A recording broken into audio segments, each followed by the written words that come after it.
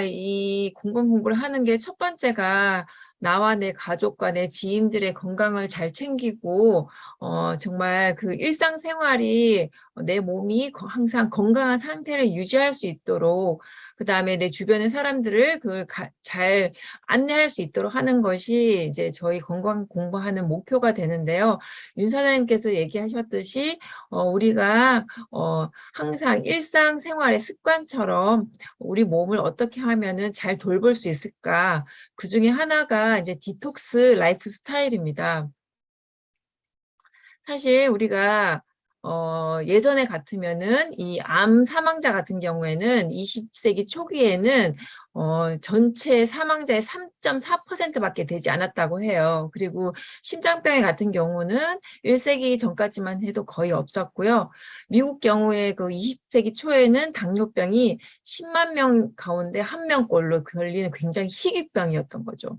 저희 요즘 세대에도 보면 희귀병이 있잖아요. 그만큼 그 시대에는 당뇨병이 거의 듣보잡 같은 그런 병이었던 거죠. 근데 어떻게 됐나요? 암이 3명 가운데 1명이 되는 시대가 돼버렸고, 심혈관 같은 경우, 질환 같은 경우에도 거의 뭐 4.5명 가운데 1명, 당뇨병은 20명 가운데 1명일 정도로 이렇게 지금 시대가 많이 이렇게 어떻게 보면은 안 좋은 쪽으로 이렇게 많이 변한 거죠. 그 이유는 뭘까? 어떤 이유 때문에 이렇게 변했을까를 보면은 바로 이 음식이 있다는 거죠. 우리가 식원병이라고도 하잖아요. 그래서 우리가 먹는 음식에 많은 안 좋은 독소들이 있기 때문에 그게 우리 몸에 들어가서 되게 안 좋게 우리 몸을 독소 가득한 몸으로 채워진다는 거죠. 그래서 질병이 생길 수밖에 없는 몸으로 된다. 그래서 그 식품 첨가물이 어떤 게 있느냐 이렇게 많이 있다는 거예요. 정말 이 방부제, 조미료, 색소, 표백제, 감미료 표백제 이런 많은 그런 식품 첨가물들이 이게 어 너무나 많아서 450가지도 넘고 계속 새로운 인공 감미료 같은 경우에는 이제 계속 만들어지고 화학 물질이 계속 만들어지고 있고요. 그리고 우리가 먹는 이 음식 하나에도 이 한 가지가 들어있는 게 아니라 이제 어마어마하게 셀 수 없을 정도로 많이 들어있는 거죠. 예를 들어서 뭐 김밥 같은 경우에도 삼각김밥 같은 경우에도 우리가 아이들에게 그 김밥을 먹이면은 하루 한 끼가 좀 어떻게 해결될 것 같고 좀 좋은 걸 먹이는 것 같지만 사실 편의점에 파는 그 김밥 같은 경우에는 라면보다도 더 많은 그런 인공 감미료라던가 식품 첨가물이 들어있기 때문에 사실 되도록이면 먹이지 않는 게 굉장히 중요한 거예요. 사실 우리도 사실 그 한 끼를 그런 걸로 때우기보다는 되도록이면 피하는 게 굉장히 중요해요. 그래서 사실 편의점에 있는 모든 음식들이 대부분 보면은 이런 식품 첨가물이 가득한 음식이라고 보면 되고요. 그래서 우리가 집밥을 강조하는 거고 집밥을 먹지 못하더라도 되도록이면 그런 음식을 피하는 쪽으로 우리가 생활 패턴을 바꿔야 된다는 거죠. 그래서 우리가 자신도 모르는 사이에 화학 첨가물을 1년에 한 사람당 4kg을 섭취한다고 해요. 정말 어마어마한 양이고요. 특히 육류 같은 경우에도 보면은 우리나라 그 한우가 좋다고 하잖아요. 사실 저는 한우에 대한 어떤 좀 저 자신 나름대로 어떤 안 좋은 인식을 갖고 있는데 그 중에 하나가 이 육류 생산량이 우리나라가 이제 작은 나라기 때문에 이렇게 적지만 사실 육류 한 통당 항생제가 0.72kg이라는 거죠. 이렇게 보면은 다른 나라에 비해서 굉장히 항생제를 많이 쓰고요. 그 비율이 보면은 유럽이나 미국의 가축보다도 10배나 많은 항생제를 먹고 있다고 해요. 제가 예전에 미국에 캘리포니아 쪽에 여행 갔을 때 그때 뭔가 그 차를 타고 가다가 잠깐 내렸을 때 굉장히 악취가 난 적이 있었거든요. 그래서 제가 그 투어 가이드분한테 이 악취가 뭐냐 했더니만 저 몇 킬로미터 떨어진 거기에 그 소를 키우는 그 농장이 있다는 거예요. 거기에서 모든 악취가 나온다는 거죠. 제가 그걸 보고 깜짝 놀란 적이 있었거든요. 그냥 똥통에서 키운다고 하더라고요. 그만큼 미국에 있는 미국 소고기 같은 경우도 굉장히 사실 우리 건강에 안 좋고, 그래서 미국에서도 보면은 어떤 다큐멘터리도 봤지만 그런 어떻게 유기농법이나 이렇게 풀어서 키우는 그런 소들을 먹는 그런 거를 좀 그런 거를 운동을 일으키는 그런 것도 제가 다큐멘터리를 본 적이 있거든요. 근데 그 미국 고기보다도 우리는 항생제를 더 많이 쓰고 있다는 거예요. 그래서 굉장히 한우가 비싸고 전 세계에서 가장 비싼 소고기가 한우라고 하잖아요. 그 한우를 정말 우리가 돈이 많으면 한우를 먹고 싶어야 할 정도로 그렇지만 사실은 항생제를 굉장히 많이 쓰고 있다. 우리가 이런 거에 대해서는 정말 사실 소비자 운동으로까지 어떻게 보면은 우리가 가지고 가야 될 부분이라고 저는 생각을 하고요. 그래서 여기서 문제인식이 필요하다고 저는 생각을 해요. 그래서 그것 말고도 우리 수돗물에서도 들어간 염소 같은 경우에도 우리 순환기를 통해서 우리 장에 들어가 버리면은 유익균까지 죽여버리고, 그 다음에 이런 생수 같은 경우에도 보면은 이런 아세트알데히드라든가 이런 여러 가지 물질들이 굉장히 많이 들어있는 거죠. 그리고 우리가 항상 쓰는 치약 같은 경우에도 왜 좋은 치약을 써야 되냐. 그 치약 하나에도 어마어마한 이런 계면활성제라던가 표백제 어마어마하게 이렇게 많이, 이런 안 좋은 물질들이 들어가 있고요. 뭐 세제류, 모든 이런 우리가 쓰는 생필품, 그 다음에 화장품, 이런 거에도 보면은, 어마어마하게, 어떤 게 경피독이나 경부독이나 모든 독소들이 이렇게 우리 몸을 침투를 한다는 거예요. 그래서 우리 몸을 이렇게 독소가 가득한, 우리가 태어났을 때는 정말 순수한 물이 70% 가득 있는 그런 몸에서 태어났지만 우리가 이제 호흡하고 먹는 그 순간부터 우리 몸은 이렇게 독소로 가득하기 때문에 우리가 질병에 걸리지 않거나 그 질병에서 예방하기 위해서는 이 몸을 청소하는 게 굉장히 중요하다는 거죠. 그래서 그 디톡스라는 거는 우리 인체가 스스로 해독하지 못해서 우리 몸속에 축적된 독소를 인위적으로 배출시켜야 된다. 그래서 신체 각 기관과 면역 시스템을 정상화시키는 것이 디톡스라고 이제 보면 되겠고요. 그리고 우리가 몸속에 유해한 독소가 쌓이는 상태에서는 우리가 아무리 아까도 공부했던 더블 X라던가 이런 걸 먹어도 흡수가 방해를 받는 거죠. 그래서 우리가 좀 더 좋은 우리 뉴트리엔트를 먹고 그 몸속에 잘 흡수시키기 위해서는 우선 우리가 해야 될 게 우리의 몸에 있는 독소를 먼저 빼주는 게 중요하다. 우리가 스스로도 디톡스를 먼저 해야 되지만 우리가 누군가한테 전할 때에도 디톡스를 좀 권하거나 최소한의 장 해독 같은 경우에도 먼저 전달하면 굉장히 좋은 거죠. 그러니까 IU라고 하잖아요. 아세로라시, 이스트비, 유산균. 이렇게 해서 장 해독부터 시키고 나서 그 다음에 우리가 더블 X를 먹고 아세로라시 그 다른 제품들을 먹는 게 굉장히 중요한 거죠. 그래서 우리가 매일매일 이 독소가 간으로 들어오기 때문에 간은 우리가 호흡만으로도 아니면 일반적인 우리의 신체 활동만으로도 간은 이제 독소 배출하는 기관이기 때문에 그것 말고도 피도 만들고 굉장히 많은 역할을 간이 하잖아요. 근데 우리가 그 이상의 어떤 독소가 생겨버리면은 이 간이 과부하가 오기 때문에 이 간이 모든 독소를 해독하지 못하게 되는 거죠. 그래서 이제 우리가 딕소스가 필요하고요. 그 다음에 우리 몸이 내장 비만이 있을 경우에도 굉장히 문제가 되는 거죠.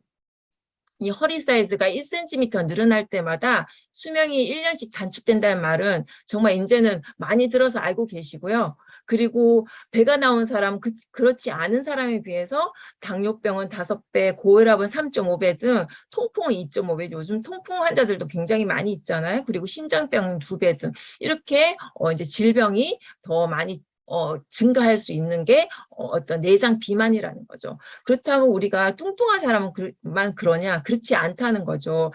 마른 사람도 이렇게 안심할 수 없고 마른 비만도 굉장히 위험하고요. 정말 40대, 50대 이런 여성분들 굉장히 마른 분들은 이라도 지금 각자 고민하는 부분이 배만 자꾸 나온다고 많이 얘기하세요.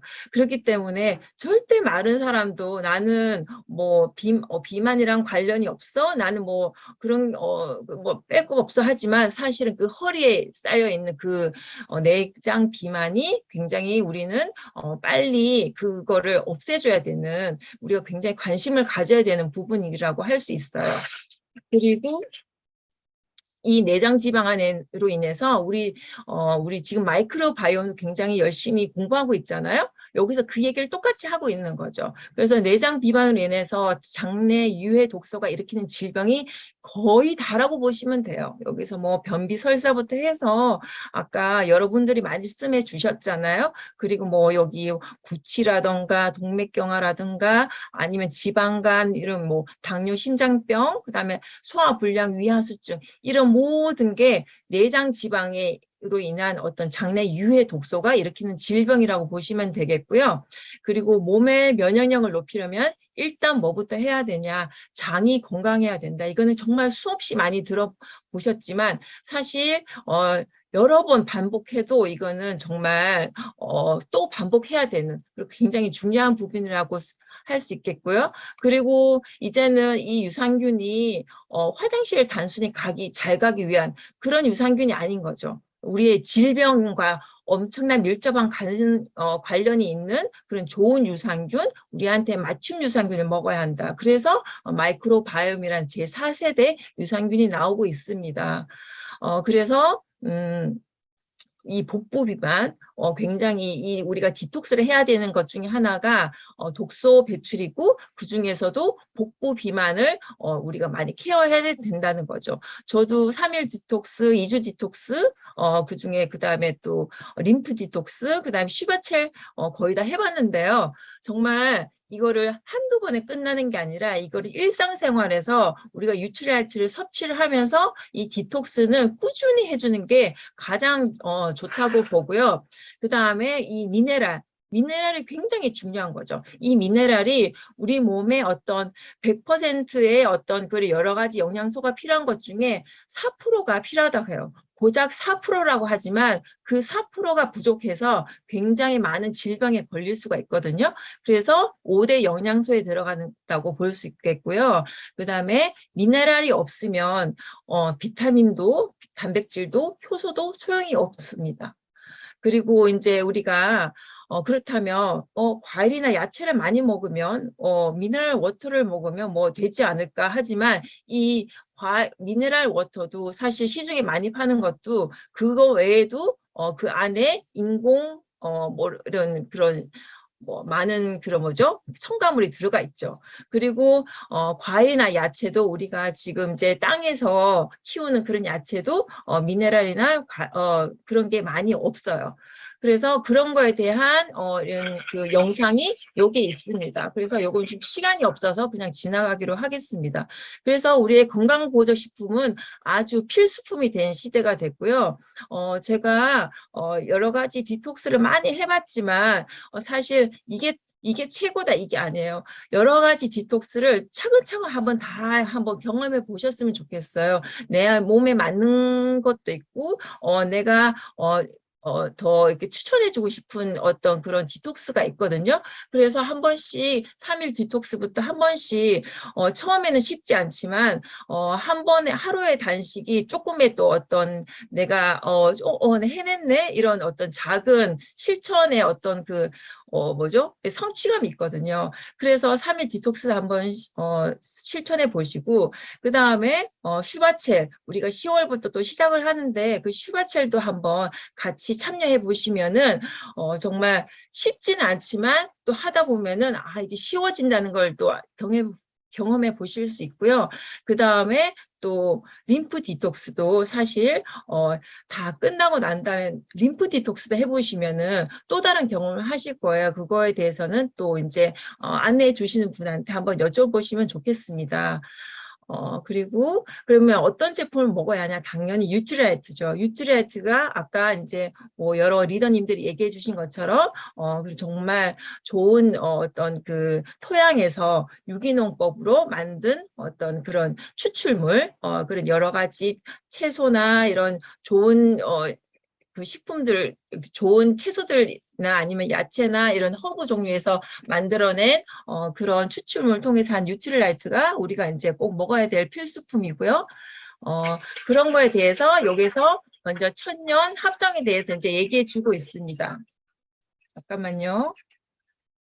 이게 지금 소리가 그래서 이 천연과 합성에 대해서는 이제 이렇게 간단하게 나와 있죠. 요걸 표를 한번 보면은 합성 같은 경우에는 아스코르빈산 같은 경우에만 이렇게 표로 나와 있어요. 하지만 아세로라씨 같은 경우에는 그것 말고도 우리 항산에 도움을 주는 여러 가지 물질들이 같이 함유되어 있기 때문에 아세로라씨를 먹었을 경우에 흡수량도 좋고 서로 시너지를 많이 내기 때문에 천연의 중요성도 간단하게 이 표로 나타낼 수가 있고요. 그 다음에 호전 반응 같은 경우에는 우리가 디톡스를 하다 보면 가장 힘든 부분이 호전 반응이거든요. 근데 그 호전 반응이 사실은 이 잠깐 동안 나타나는 부분이에요. 이게 내가 질병이 아니라 나의 몸이 독소가 빠져나가는 과정에서 그 나타나는 반응이기 때문에 여기서 이 그림으로 보시면은 독소가 배출되는 과정에서 잠깐 동안 혈관 확장이 될 수가 있거든요.